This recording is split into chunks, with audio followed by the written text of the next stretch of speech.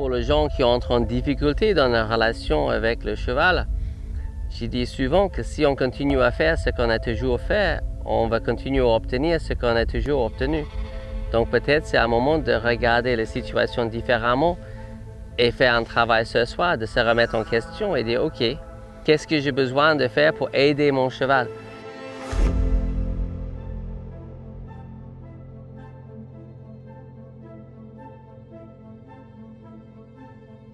Au lieu de critiquer, parce que ça c'est trop facile, de dire mon cheval est irrespectueux, mon cheval il est comme ci, mon cheval est très impulsif, mon cheval est très peureux, mon cheval... Ok, peut-être, mais qu'est-ce que j'ai besoin de faire pour l'aider? Si on veut vraiment devenir un homme de cheval, la vraie vision doit être, ok, comment je peux aider mon cheval?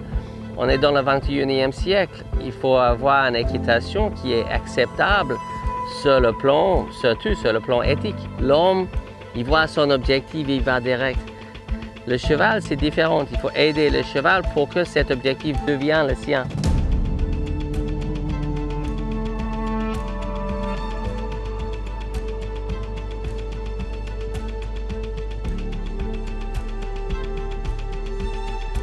On ne peut pas forcer le cheval de faire quelque chose, mais on peut faire en sorte qu'il ait envie de le faire. Et l'homme de cheval, il fonctionne comme ça. Ce n'est pas l'utilisation de la peur, la force, la punition, toutes ces choses-là.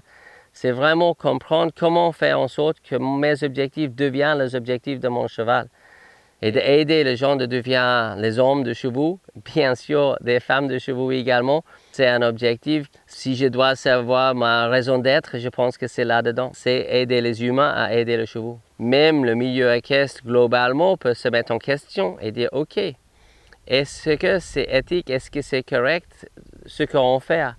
Est-ce que nous tous avons besoin de se remettre en question et dire « Ok, on a les objectifs équestres. C'est sûr que l'équitation, c'est l'homme qui choisit. C'est jamais un cheval qui choisit.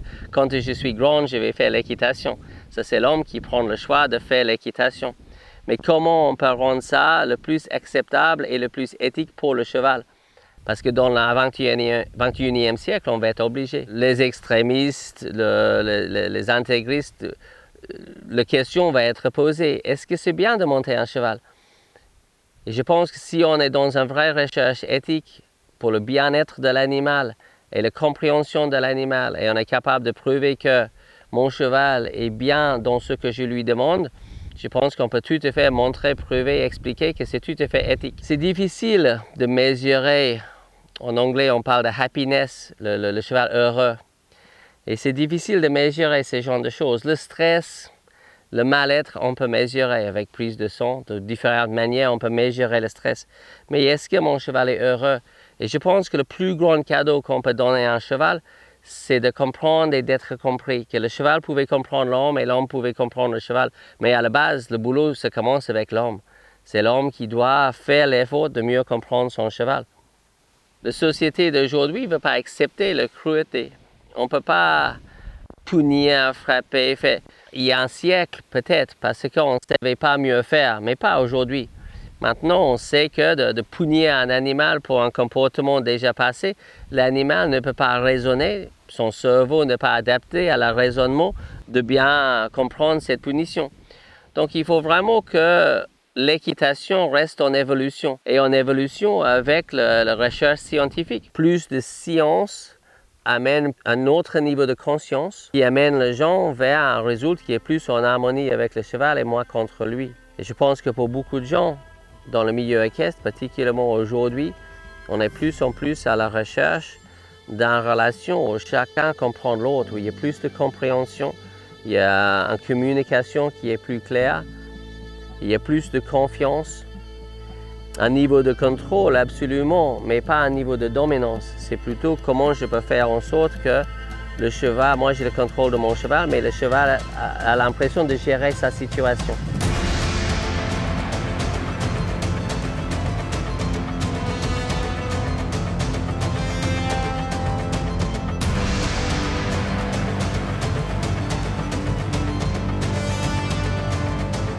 Il ne faut jamais oublier que l'éthologie, c'est une science. L'équitation éthologique, c'est les études sur la compréhension du cheval dans un milieu équestre. Donc, de bien comprendre comment le cheval apprend l'équitation. Dans ma tête, je ne voulais jamais que l'équitation éthologique était séparable de l'équitation. Pour moi, c'est le premier 2 chapitres. Avant l'équitation même, c'est la compréhension de l'animal et la fondation qui fait que on peut faire l'équitation. Mais ce n'est pas quelque chose qu'on peut séparer. Dans tout ce que je fais au quotidien, à partir du moment que mon cheval vient vers moi au pré, à partir du moment que je mets le licol, la manière que je mets le licol sur sa tête, la manière que je menais le cheval, la manière que je mets le sel, la manière que je éduque mon cheval devient la montoir, la manière que je mette mon cheval dans le vent, la manière que je tourne les rênes et je cherche une réponse, la manière que j'explique la réponse aux aides équestres. Tout ça, c'est l'équitation éthologique, c'est la compréhension de l'animal qui aide la réussite dans l'équitation. Je pense que c'est une philosophie quasi permanente, une manière de voir les choses, comme un homme, comme un pilote, comme un entraîneur, ou est-ce que je vois les choses comme un homme de cheval?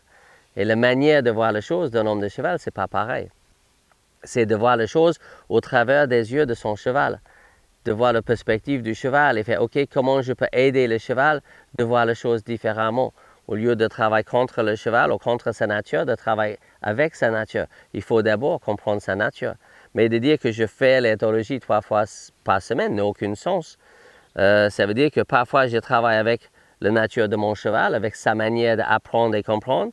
Et le reste du semaine, je fais quoi? Je fais l'abruti. Je fais quelque chose contre sa nature. Donc, il n'y a pas de sens où on travaille dans une philosophie qui correspond avec le cheval, sa manière d'apprendre et comprendre, ou on travaille dans une manière qui est opposée à ça. Et quand on comprend ça, on commence à voir la communication. Et cette sensation de communication mutuelle, quand le cheval, moi je comprends mon cheval et le cheval comprend moi-même, la sensation est tellement formidable que si je pouvais partager ça avec le monde équestre, c'est avec le plus grand plaisir. De passer à côté de ça, c'est de passer à côté de la passion équestre.